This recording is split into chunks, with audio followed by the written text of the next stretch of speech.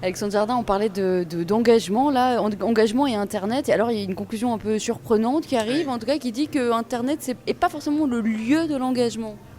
En faisant le tour des tables, en écoutant les gens, il semblerait que c'est quelque chose qui peut préparer l'engagement, qui peut sensibiliser, qui peut accompagner des communautés, mais pas forcément l'endroit où l'engagement se fait. Et il y a un autre mot qui est apparu, qui est plus le lieu du numérique, c'est la participation.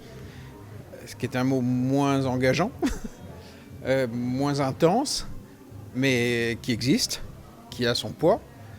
Mais peut-être qu'on s'est trompé de mot quand on a prononcé le mot engagement par rapport au numérique.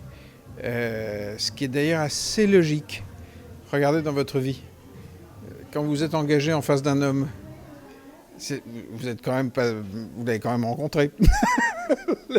Donc c'est peut-être que cet univers pour l'instant, alors soit parce que le monde numérique est intrinsèquement pas fait pour ça, ou parce que il est rapide, il est trop profus, on est inattentif aussi, ou alors c'est parce que peut-être que les outils incitant à l'engagement ne sont pas encore à maturation.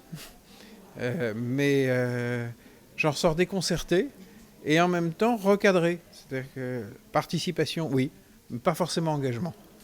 Et oui, c'est comme une introduction, comme une pré-rencontre, quelque chose qui précède, mais qui... Ça peut être ça, si on regarde avec les lunettes de l'engagement, mais en revanche, c'est assez mûr, les outils sont assez mûrs pour participer.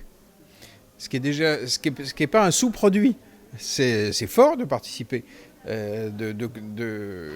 Mais en même temps, quand on participe, on n'est pas entièrement acteur. On fait sa petite part. Mais ça pose la question des différents temps. On a le temps de l'Internet, on a le temps de la vraie vie, le temps de la rencontre, le temps...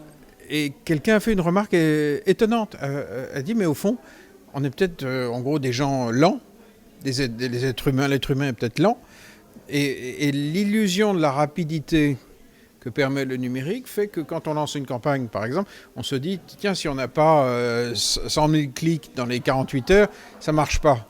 Mais les femmes, on leur fait la cour.